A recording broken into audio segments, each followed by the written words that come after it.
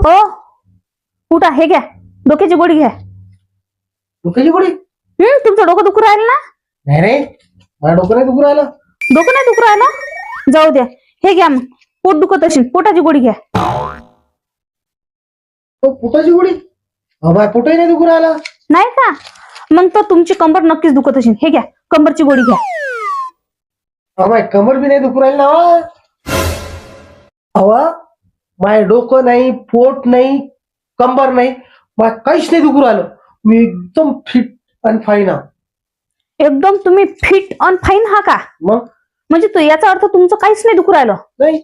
नाही ना? मग ते झाडून पोचन भांडे कोण घाशी? उठा पटकन, झाडू पोचा करा आणि भांडे घासा. तुमच्या घरी का माझ्या बापानं मला सालान ठेवेलाय का? वर्षानुवर्ष काम धंदे करायला. उठा लवकर, हा जा झाडून भांडे करा. ते मस्त पसरतात लगे, राजा महाराजा सारखे लगे काम करायला लावतात. म्हणजे तिकडे